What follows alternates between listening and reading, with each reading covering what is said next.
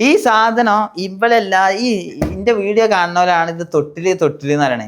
ഇത് ശരിക്കും യൂറോപ്യൻസ് ഉപയോഗിക്കുന്ന പക്ക സ്റ്റാൻഡേർഡ് സാധനം. ഞാനും പിന്നെ തൊട്ടില് എന്ന് പറഞ്ഞാൽ അതിനാണ് ഇതായി. പക്ഷെ എന്തായാലും ഞാൻ അതിനൊരു ഇതാക്കും. എങ്ങനെ പറഞ്ഞാൽ നമ്മൾ ട്രെൻഡിങ് ആക്കണം.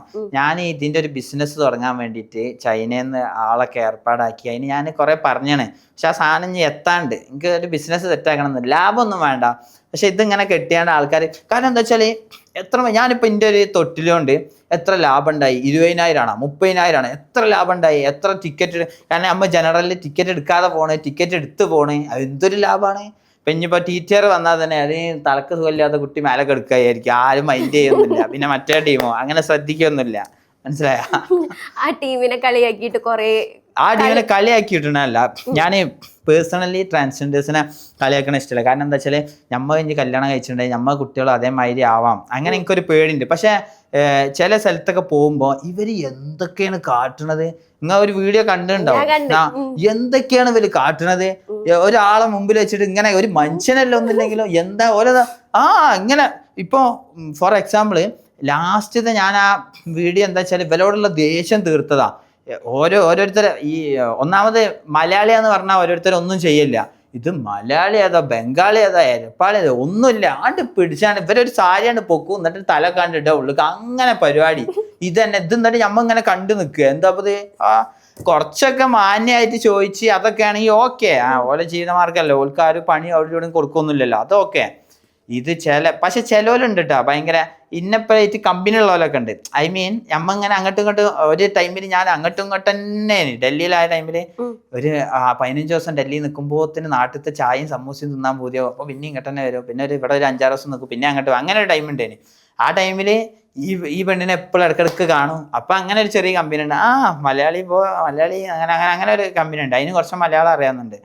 അപ്പൊ അങ്ങനെ ബാക്കിയുള്ള കുറച്ച് ടീമുണ്ട്. ഈ മുംബൈയിൽ നിന്ന് ഗുജറാത്തിൽ നിന്നൊക്കെ കയറുന്ന കുറച്ച് ടീം, ഇവര് ഭയങ്കര ടെററാണ്. ഇവരെന്തൊക്കെയാണ് കാണിക്കണത്? ആ വീഡിയോയിൽ പറഞ്ഞൊക്കെ ശരിയാണ്.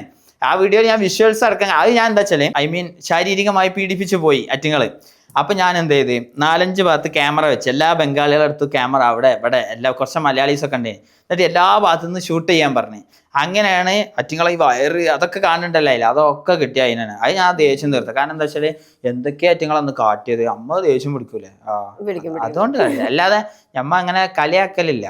ഷൂട്ട് ചെയ്യാൻ ഭയങ്കര റിസ്ക്കാ. ഫോണൊക്കെ പിടിച്ചിട്ടുണ്ടെങ്കിൽ പിന്നെ കൊണ്ടുപോകും. ഒന്നും ഇറ്റിങ്ങ ജയിലിൽ പോവില്ലല്ലോ. നമ്മ ഒന്നും ചെയ്യാൻ ഇനിയിപ്പോ അമ്മ ദേഷ്യം പിടിച്ചൊന്ന് കൊടുത്ത് അള്ളാ നമ്മളെയും കൊണ്ട് പോവും അടുത്ത്. പിന്നെ നമ്മളെന്താക്കി വിടും, സാരിയെ കൊടുത്ത് വ്യത്യാസം ഉണ്ടോ? ഞാൻ കറക്റ്റായിട്ട് പഠിച്ച. അതുപോലെ തന്നെ ബിഗ് ബോസിന്റെ ഒരു കണ്ടന്റ് ചെയ്തിട്ടുണ്ടായിരുന്നല്ലോ, അതും എന്താ അങ്ങനെ ചെയ്യാൻ മറ്റേ ഇത് എന്താണ് റിയാസ് സലീമിന്റെ. കാരണം എന്താ വെച്ചാല് എന്താണ് ഈ റിയാസ് സലീം ഇവനെ ഇപ്പൊ ഫോർ എക്സാമ്പിൾ ഞാൻ ആ വീഡിയോയിൽ പറഞ്ഞ കണ്ടന്റ് ഇതാണ്.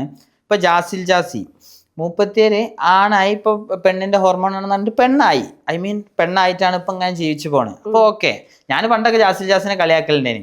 പിന്നെ ഏതോ മണവാളിന്റെ കല്യാണം അങ്ങനെ എന്തോ പോയെന്ന് എന്നെ മുപ്പത്തിയേര് കണ്ട്.